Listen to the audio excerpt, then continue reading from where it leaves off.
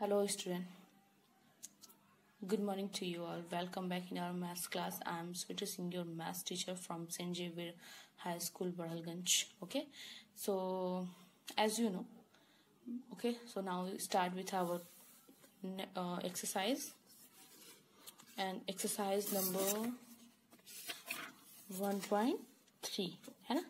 So in previous class I gave you some homework like question number 1, 2, 3, 4, 5. I gave you as a homework है ना, and I hope you all have completed your work. So let's start with question number 6, and the question is Zakrit is a famous cricket player. जागृत जो है वो famous cricket player है.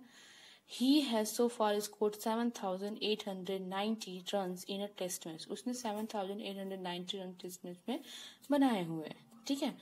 How many more runs does he need to complete 10,000 runs? उसे और कितने run की जरूरत होगी जिससे वो 10,000 रन कंप्लीट कर लेगा. तो आपके पास suppose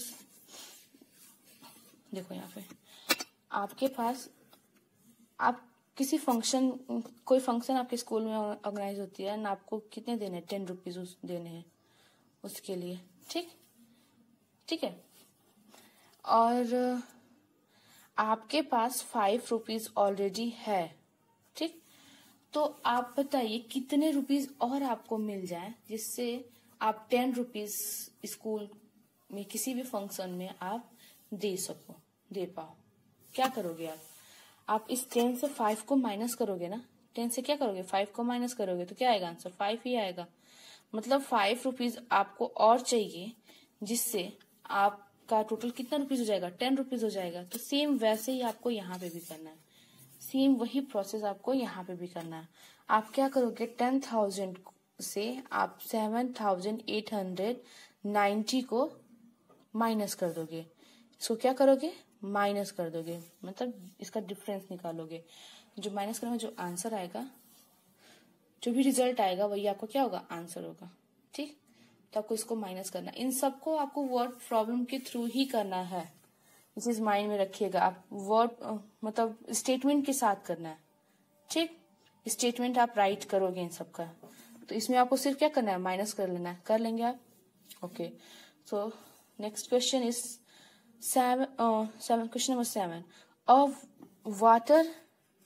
A water tank has a capacity of 1020 litre. एक वाटर टैंक है जिसकी क्षमता क्या है 1020. मतलब वो उसके अंदर हम 1020 लीटर पानी को रख सकते हैं. ठीक है.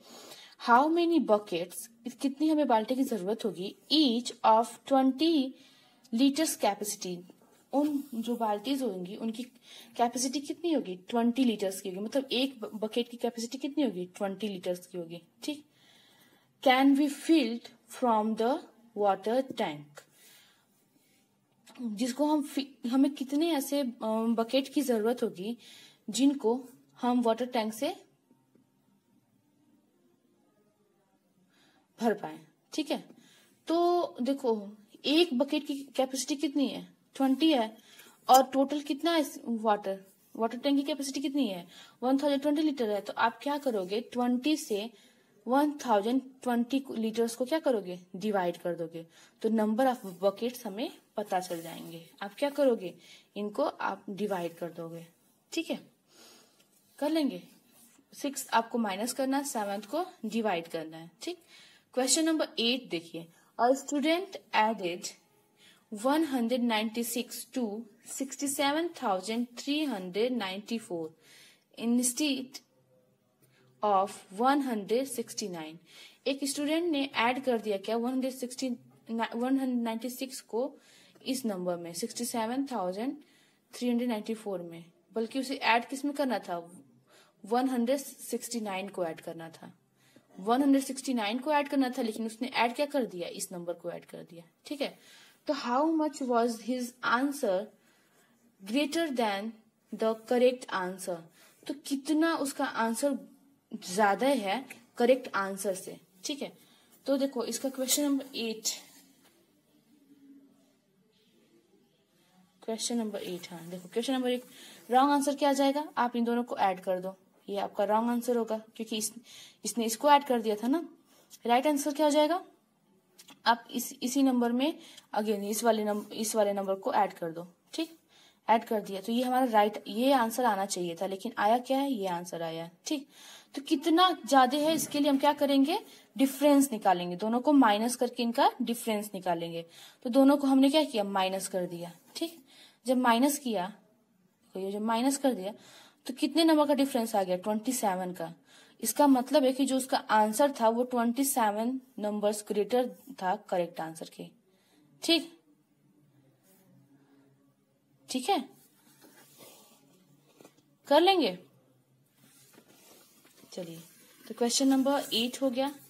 8 का भी मैं सोल्यूशन भेजूंगी पीडीएफ में, आप उसके थ्रू कर सकते हो। ठीक है, question number 9 same as question number 8 है, बस यहाँ पे आपको ऐड करना था और यहाँ पे क्या करना है, मल्टीप्लाई करना। जैसे देखो, जो गीतिका है वो गीतिका मल्टीप्लाइड 84,352 by 57 इंस्टेड ऑफ 75। गीतिका ने ऐड क्या कर दी, सॉरी मल्टीप्लाई किसमें कर दिया, 57 में।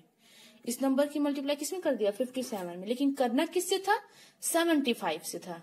ठीक है, तो by how much was her answer lesser than the correct answer. तो कितना उसका आंसर कम होगा करेक्ट आंसर से। ठीक है, तो इसमें आप क्या करोगे, आप पहले इसकी मल्टीप्लाई इससे कर दो। ठीक, रॉन्ग जो आएगा आंसर उसकी मल्टीप्लाई आप उसमें कर दो। ठीक है, तो जो आंसर आएगा उसको लिख दो। अब इसी की मल्टीप्लाई आप 75 से कर दो, तो ये हमारा राइट आंसर आएगा। अब राइट आंसर से रॉन्ग आंसर से राइट आंसर को माइनस कर दो, देखो कितना कम आ रहा है। ठीक, तो आपको पहले क्या करना है, मल्टीप्लाई करना है, पहले इन दोनों का फिर इन दोनों का। ठीक, और फिर जो आएगा आंसर उनको माइनस कर देना है। कर लेंगे, करना ही पड़ेगा आपको। ठीक है, तो अब क्वेश्चन नंबर 10 क्या है, अ डीलर हैज ₹2,48,500। एक डीलर के पास इतने रुपीज हैं। ठीक, he places an order for purchasing, उसने ऑर्डर प्लेस किया है कुछ 50 कूलर्स खरीदने के लिए उसने ऑर्डर परचेज किया है एट ₹4,500 ईच, जिसमें एक कूलर की प्राइस क्या है, 4,500 है। ठीक है, उसके पास पैसे कितने हैं, इतना। उसने कूलर कितने मंगाए, 50, और एक कूलर की कॉस्ट कितनी है, इतनी है। ठीक, how much money will remain with him after the purchase, कितने रुपीज उसके पास बच जाएंगे, कितने पैसे उसके पास बच जाएंगे जब वो 50 कूलर्स को जब वो 50 कूलर्स को खरीद चुका रहेगा। ठीक है, तो आप क्या करोगे, सुनो। फर्स्ट आप देखो, वो एक कूलर की प्राइस दी गई, वन कूलर की प्राइस ये दी गई है, ये जो दी गई है ये 1 कूलर की प्राइस दी गई है, और हमें प्राइस टोटल किसकी चाहिए, 50 कूलर्स की चाहिए। तो पहले आप इन दोनों को मल्टीप्लाई कर दोगे। ठीक, मल्टीप्लाई करने के बाद जो आंसर आएगा उस आंसर को आप इससे जितना उसके पास पैसे थे इससे आप क्या करोगे, माइनस कर दोगे। पहले मल्टीप्लाई, जो आंसर आएगा उसको आप जितने उसके पास पैसे थे उससे क्या करोगे, माइनस कर दोगे। कर लोगे। ये सारे क्वेश्चंस के सॉल्यूशंस तो मैं आपको सेंड करूंगी, लेकिन पहले आप खुद से ट्राई करो। ठीक, तो क्वेश्चन नंबर 10 आई थिंक आप कर लोगे। क्वेश्चन नंबर 11 क्या है, mangoes are packed in boxes is weighting 4 kilogram 500 gram. How much such boxes can be loaded in a tempo which cannot carry beyond 900 kilogram? ठीक है, एक मैंगोज के कुछ बॉक्सेस हैं जिनका प्रत्येक का वेट क्या है, 4 किलोग्राम 500 ग्राम में। ठीक है, तो ऐसे और कितने बॉक्सेस होंगे जो एक टेम्पो में उसको रखा जाएगा, जो टेम्पो 900 किलोग्राम से ज्यादा वेट को नहीं कैरी कर सकता। ठीक है, नहीं रख सकता। तो सब, और इसमें देखो हिंट क्या दिया, कन्वर्ट डाटा इन ग्राम्स। इनको पहले क्या करना है, ग्राम्स में कन्वर्ट करना है। जो जितने भी वैल्यूज हैं इनको क्या करना है, ग्राम में कन्वर्ट करना है। तो देखो बॉक्स के वेट क्या हो जाएंगे, 4 kg 500 ग्राम था ना, तो केजी को किस में कन्वर्ट करेंगे, ग्राम में। तो हमने केजी को ग्राम में कन्वर्ट कर दिया, ठीक, 500 उसमें ऐड हो जाएगा, तो ये वैल्यू आ गई बॉक्सेस, एक बॉक्स की, 1 बॉक्स की वेट ही आ गई, ठीक है। अब हाँ, अब देखो टेम्पो कितने वेट कैरी कर सकता है, 900 किलोग्राम। वो कितने वेट कैरी कर सकता है, 900 किलोग्राम। लेकिन यहाँ पे भी यूनिट क्या है, किलोग्राम है ना, और हमें चाहिए क्या, ग्राम में चाहिए, ग्राम में चाहिए ना, तो हम इसको किलोग्राम को भी किस में कन्वर्ट करेंगे, ग्राम में कन्वर्ट करेंगे, तो ये हमारा मतलब ग्राम में कन्वर्ट हो गया। अब नंबर ऑफ बॉक्सेस क्या हो जाएंगे, आप क्या करोगे, टेम्पो जितना वेट कैरी कर सकता है, ठीक, उस वेट को आप राइट करोगे और बॉक्स की जो वेट होगी उससे आप क्या करोगे, डिवाइड कर दोगे। तो टेम्पो का वेट ये हो गया और बॉक्स की वेट ये थी, ठीक। अब इन दोनों को आप डिवाइड कर दो, 200 जो आएगा वो इसका आंसर आ जाएगा, ठीक है, कर लेंगे।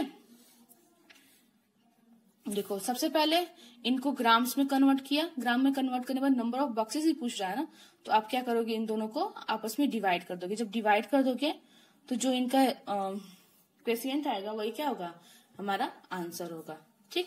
तो हमारा आंसर क्या आया, 200। तो आंसर क्या हो जाएगा, 200 बॉक्सेस। मतलब वो टेम्पो कितने बॉक्सेस को कैरी कर सकता है, वो टेम्पो 200 बॉक्सेस को कैरी कर सकता है, ठीक है।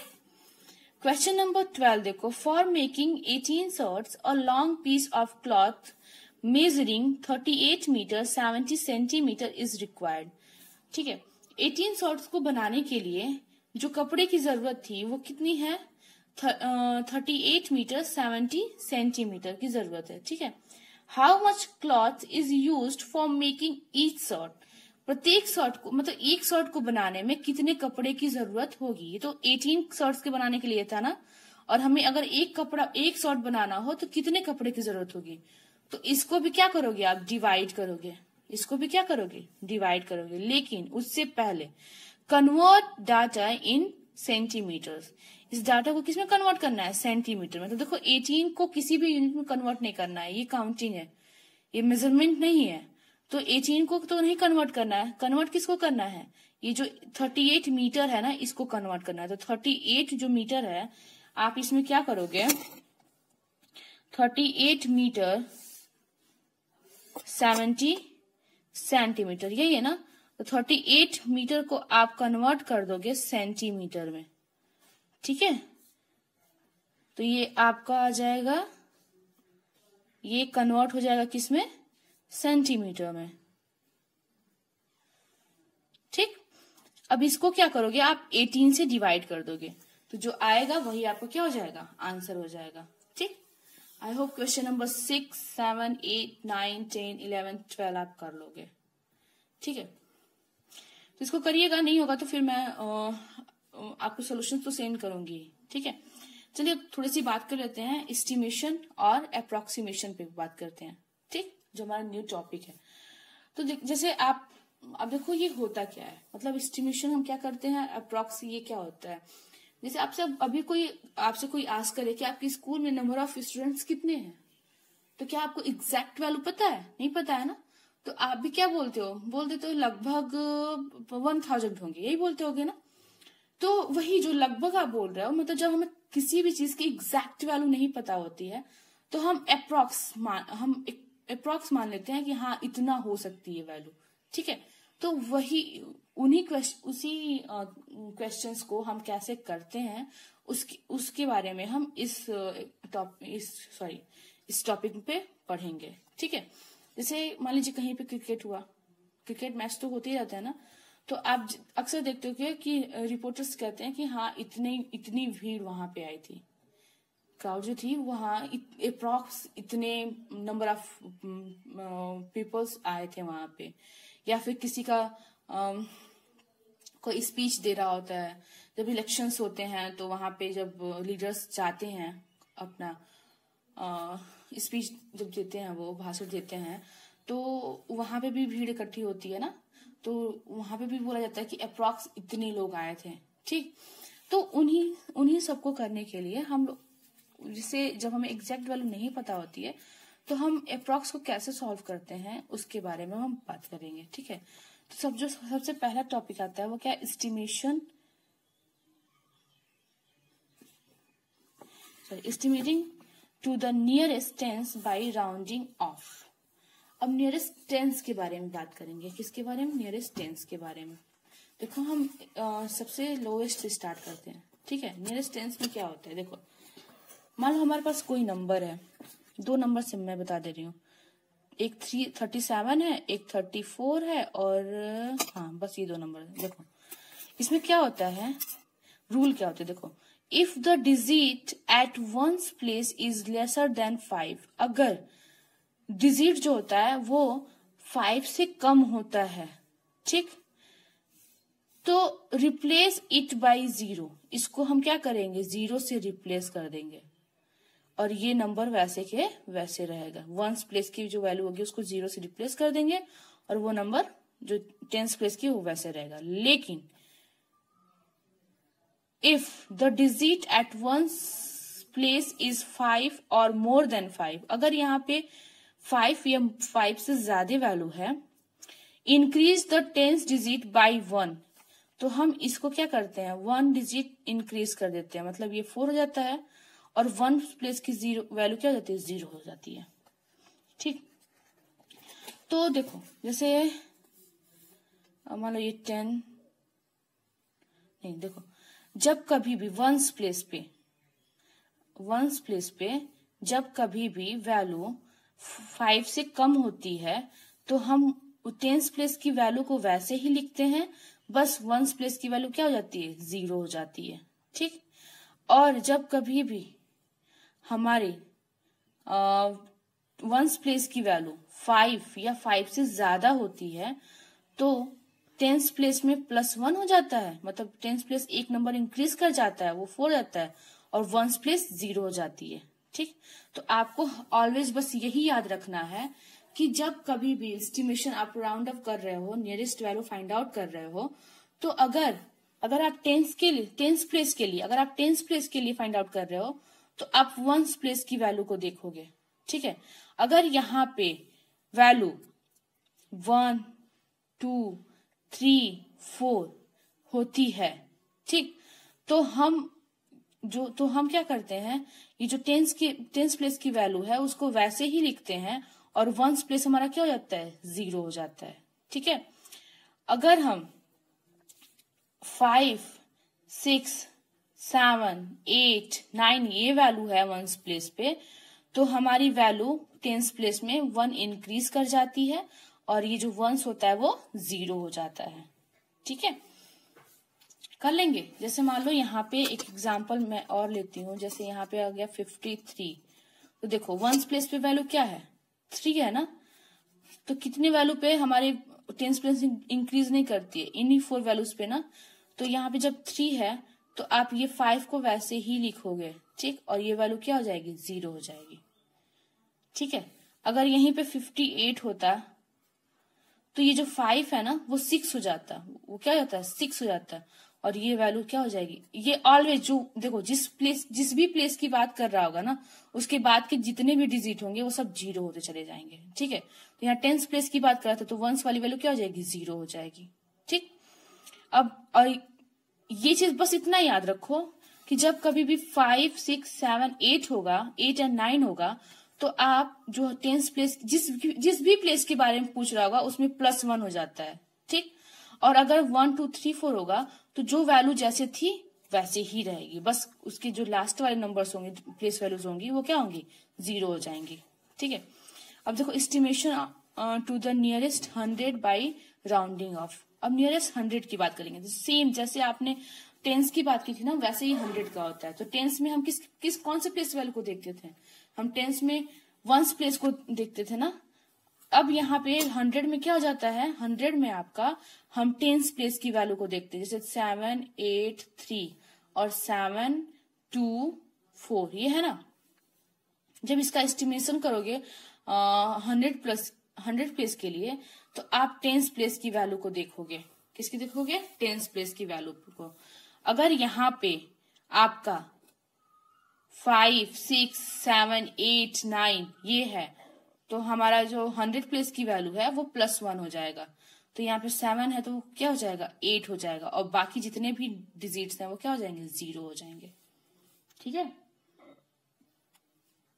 अगर हमारा 100 प्लेस की वैल्यू आस्क कर रहा है और 10th प्लेस पे हमारा 1 2 3 4 है, तो इसका मतलब है कि ये नंबर इंक्रीज नहीं करेगा, ये ऐसे ही रहेगा और ये सारे नंबर्स क्या हो जाएंगे, 0 हो जाएंगे।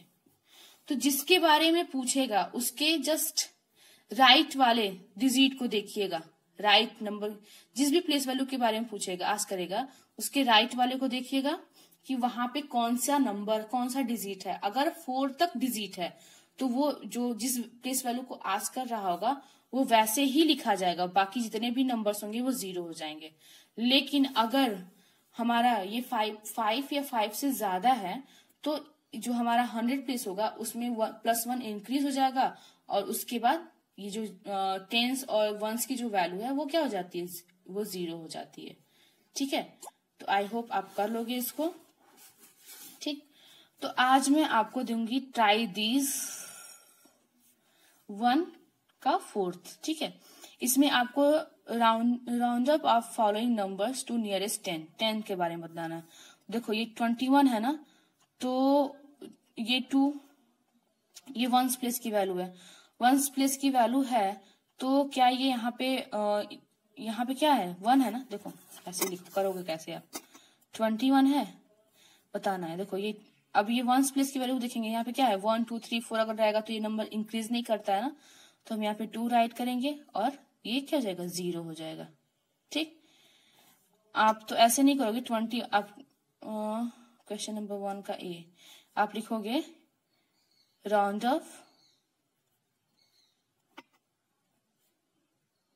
ऑफ, ठीक है, नियरेस्ट 10।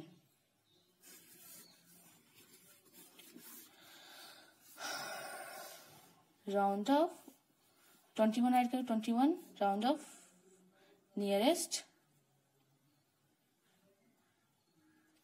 10 इक्वल टू ये हो जाएगा 20। ठीक है, आपको ऐसे ही करना है। तो क्वेश्चन नंबर 1 आपका 10 के लिए, क्वेश्चन नंबर 2 आपका 100 के लिए है, कर लोगे। ठीक, 100 में भी आप 10th प्लेस की वैल्यू को देखोगे, 100 में भी आप किसकी देखोगे, 10th प्लेस की वैल्यू को देखोगे, क्या है 931 है ना। तो देखो 100 में क्या करोगे, ये 10th प्लेस की देखोगे, तो यहाँ पे क्या है 1 2 3 4 है, 3 है, इसका मतलब कि ये इंक्रीज नहीं करेगा, तो 9 लिखोगे और बाकी ये दोनों नंबर्स क्या हो जाएंगे, 0 हो जाएंगे। ठीक, कर लोगे, ऐसे ही करना है आपको। तो आज आपका होमवर्क ट्राई दिस 1.1 का 4th होगा। ठीक, अच्छे से करिएगा। Thank you.